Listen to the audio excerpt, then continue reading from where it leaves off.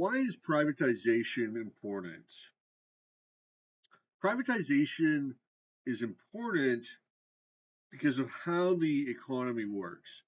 Wealth is created by the private sector, by businessmen and individuals working together in, in order to produce wealth. So you have the famous triad of land, labor, and capital. Labor, of course, human efforts. Capital, man-made factors of production, like a factory. And then land, which actually means natural resources as well as land. So those three things are combined. For example, somebody chops up some wood. The wood gets sent to a mill, I guess, and then you get some 2x4s, and then some carpenter makes a chair out of it. Okay, so you've got the land, that's the lumber, the timber, and then the capital would be all the equipment used at every step along the way, like chainsaws and trucks to carry the wood, and then at the mill they're doing some planing or whatever. I'm not 100% on the details. The point is that that's how wealth is created. It's through entrepreneurs who align these factors of production. You know, they spend the money, they hire the workers, they secure the land, actual land that the trees are grown on. You know, they rent it or whatever, lease it. So, okay. So now, what is privatization? So that's how wealth is created. Obviously, it's on a broad scale, many different industries, mining, retail. You got services, which are sort of like, it's not physical wealth, but it's convenience, or it's still a form of consumption, wealth for consumption, sort of. So now enter the government into the picture. So the government is an organization which has the power to tax, which has a monopoly on force on a given geographical area. Okay, and now the government can be very small, in which case it has a limited purview on what it can do, like the classic night watchman state, where the government only does like roads and police and courts, or you can have a very large government. The largest would be communism or socialism, where the government does everything. The government employs everybody, and you all work for the state. So privatization is the process of moving an industry from the government to the private sector. For example, Canada used to have government monopoly on air travel, Air Canada. That was the government was doing it. And then they privatized that, and now Air Canada is in the private sector. So instead of the government owning the airlines and paying the pilots and doing that, now it's in the private sector. Okay, now it's a private company, its own company. So why is privatization good? Why is it important? Well,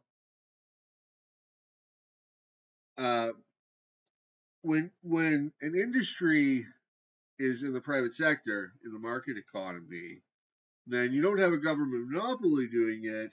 You have a market, ideally a free market, where firms have to compete against each other. And this process of competition is very important. If one firm is making a lot of profits, another firm can come along, can undercut them, and sell the same product at a lower price, and then consumers can go with that firm. And then the other firm has to sort of compete, either produce a superior product or offer a product of similar quality for a lower cost, or offer a lower quality product for a lot lower cost, or a higher quality product for, they have to provide the best option for consumers. Okay.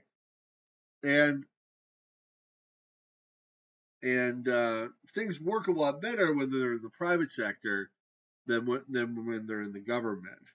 For example, right now in Ontario, there's a government monopoly on the retail sale of alcohol, and the end result is very high prices to consumers because there's no competition. There's nothing to bring the prices down. And another reason why privatization is important is because the price system directs the allocation of scarce resources. So how many restaurants should be built in a city? Okay, it's a very difficult question to answer. I don't know. You could look at how many people there are and their tendency to go out. You could try to calculate it, and you probably come up with some answer, probably an incorrect one. But luckily, in the market economy, you don't have to do that, because what happens is if there's too many restaurants, then they're not going to be making money. They're going to be losing money, and then some will shut down, probably the least profitable ones, and then and then you'll have a more balanced. You won't have too many restaurants where there's not enough customers for them all, but you'll have the right amount. So there's a sort of self-correction process, because what happens if consumer preferences change? What happens if a new fad goes, or there's a recession and people can't afford to eat out as much? They start cooking their own meals. Then you don't need as many restaurants, and so some restaurants have to shut down, and instead they become other stores. So there's this process of correction in the market economy that is not there really when you have a government monopoly or when the government is doing stuff. And this ensures that scarce resources are allocated to the most efficacious ends. That is, the stuff that people want is produced. And that just works really well. Another reason why privatization is important is because of the allocation of risk. So, if a government firm does a poor job, like let's take an example now of a crown corporation or a government enterprise. Um, if the firm does a poor job and they lose money, then they just get bailed out by the taxpayer. A government firm, a crown corporation is what we call it in Canada. Because it's the government. They're doing that thing, whatever, and they have unlimited funds. So if they do a bad job, then the taxpayer suffers. Whereas when something is privatized, the risk is borne by the agents themselves, by the businessmen, the entrepreneurs, and to a degree the workers. So they have a vested interest in making sure they're doing a good job, because it's their money at risk, their jobs at risk. So the risk is properly allocated on the people who are in charge of the enterprise, as opposed to being put on to the public.